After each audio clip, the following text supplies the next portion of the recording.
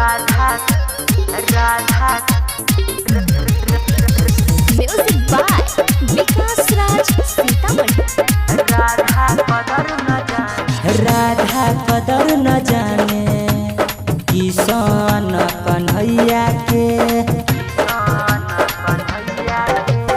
राधा कदर न जाने किसान कन्हैया के।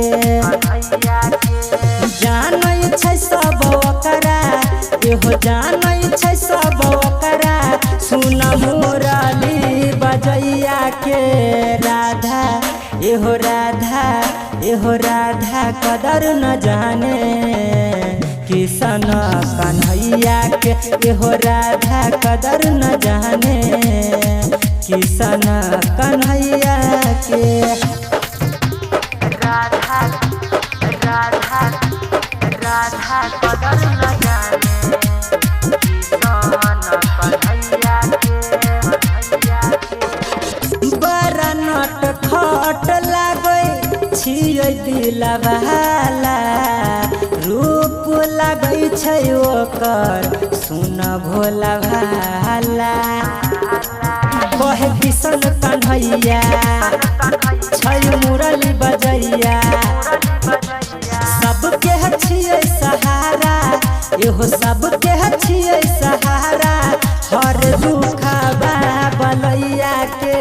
राधा एहो राधा सुन राधा कदर न जाने किसान कन्हैया के।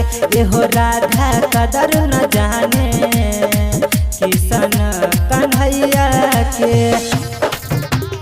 राधा राधा राधा कदर न जाने किसान कन्हैया के। राइटर पिंटू चमन जी कहई कहानी राधा किसान के छै हो दीवानी।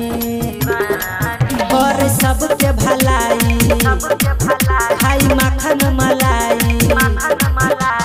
मुरली से मन मोहे एहो मुरली से मन मोहे सुन गोकुल बसवैया के। राधा एहो राधा सुन राधा कदर न जाने मुरली बजवैया के। एहो राधा कदर न जाने किसान कन्हैया के। रिकॉर्डिंग बाय अपन मिथिला रिकॉर्डिंग स्टूडियो।